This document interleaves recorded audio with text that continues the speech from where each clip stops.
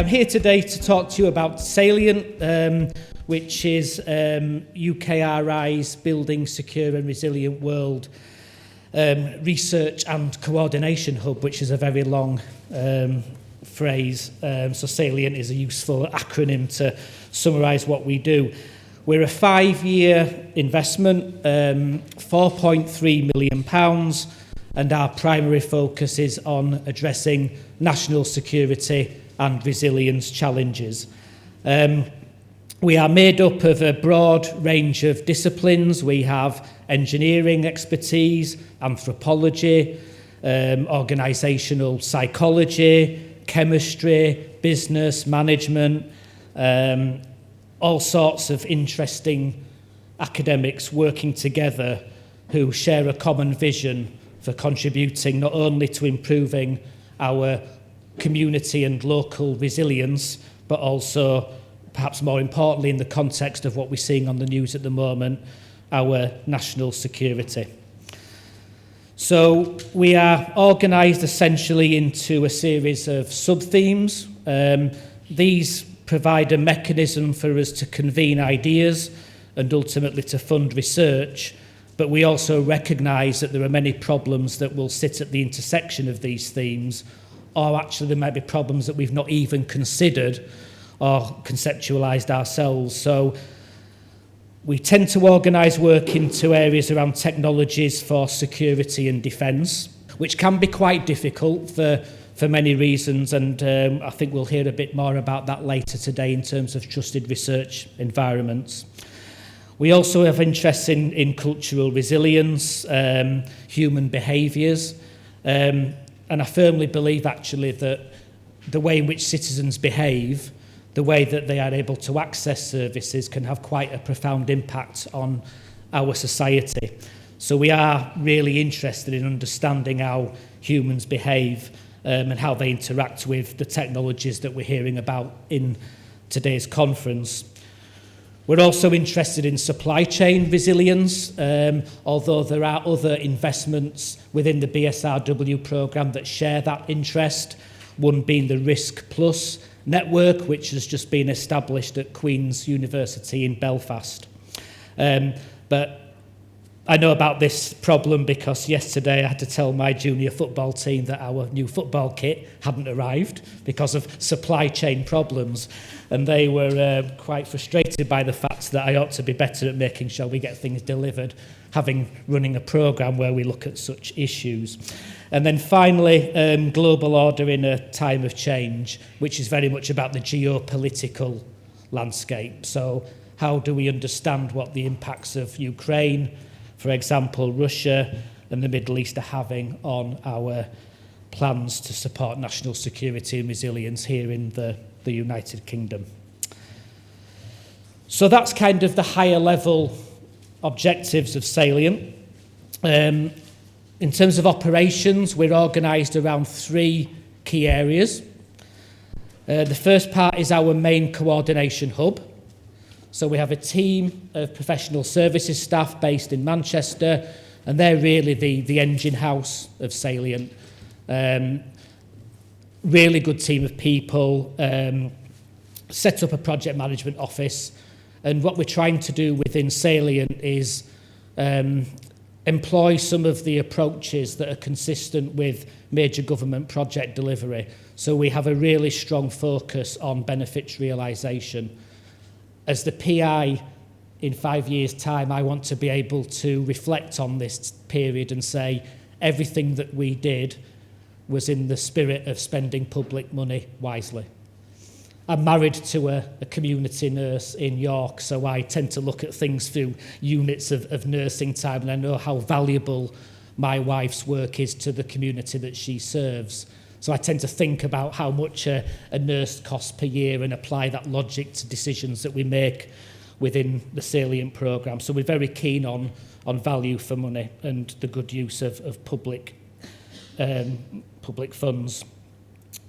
We've taken a big risk with implementing a brand new system called FlexiGrant. It's actually a system that is available to buy, but it provides functionality which we can tweak for particular types of research projects and programs. So if you are in the future intending to apply for funding through the SALIENT programme, I think we've got a pretty good, robust application system which makes it relatively easy to deliver in terms of peer review and ultimately getting decisions back to applicants quickly.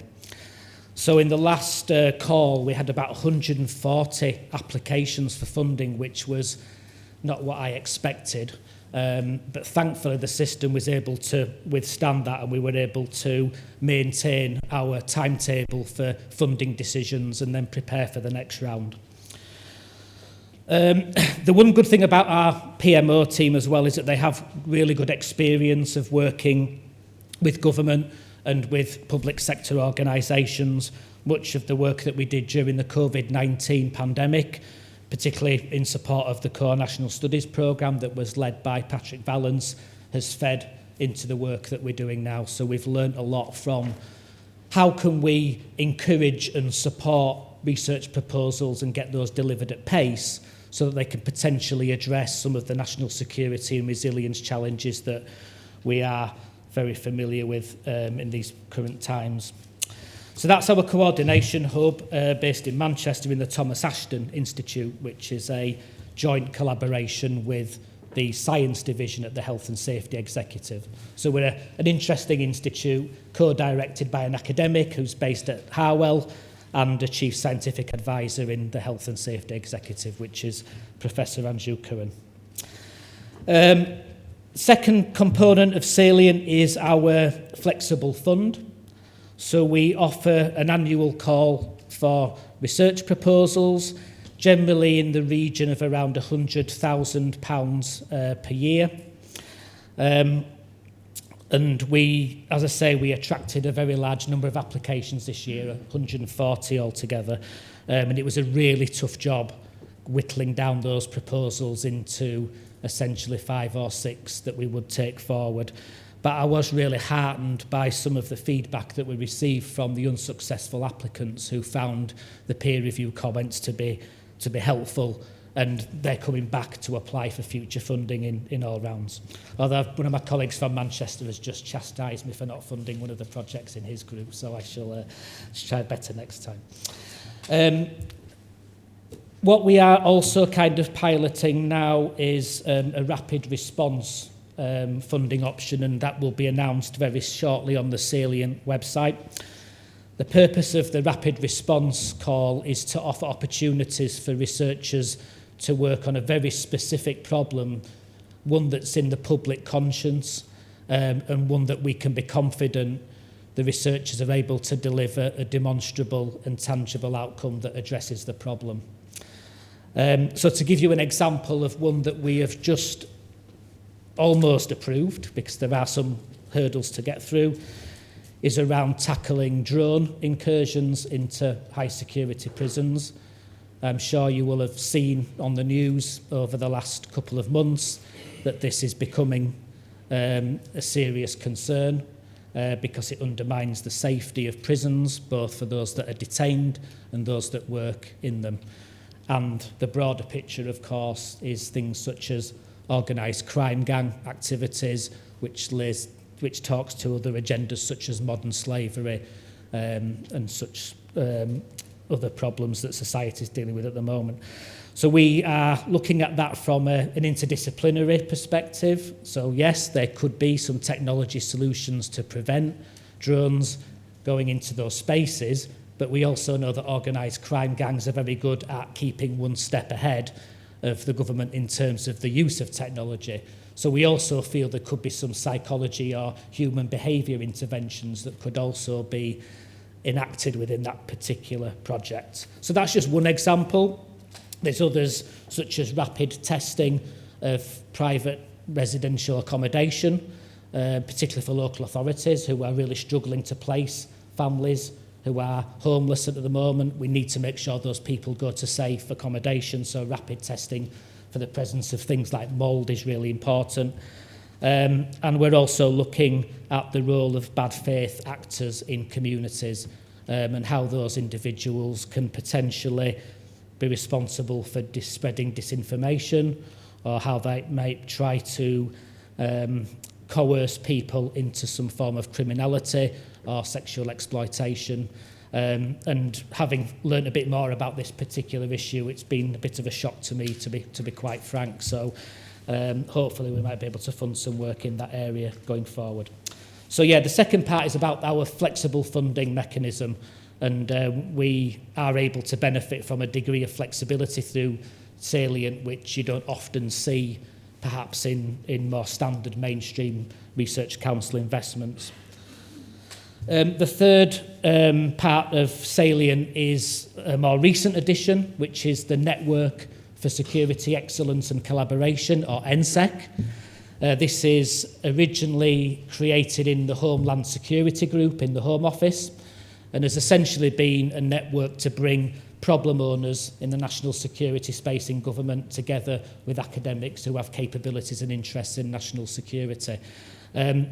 I recently joined NSEC through the award of Salient and quickly noticed that that was a really good opportunity for a continuation strategy for Salient at the end of our 5 years of funding. So by being able to bring NSEC into Salient, we're able to start thinking now about what the future of our programme might look like within the NSEC community.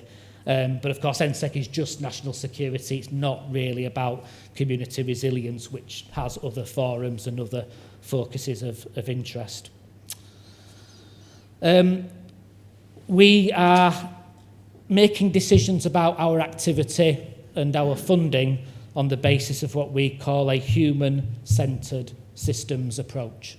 So we are asking our researchers to problematise research through the experiences of citizens, or people more generally, and also to recognise that many of society's challenges are intractable and require a systems thinking approach to understand.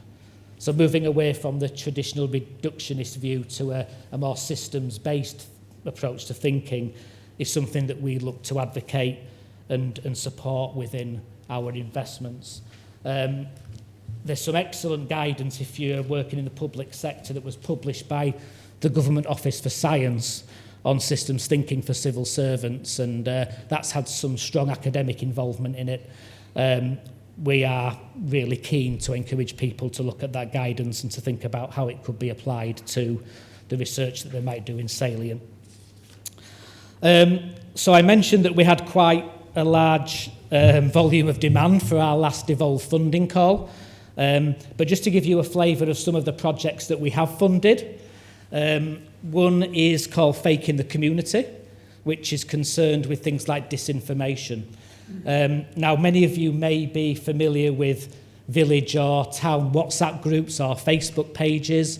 They are a common way now of people supposedly sharing information about what's happening, but then you start to see other things being shared, opinions, sometimes political, and generally sometimes things that are just simply not true.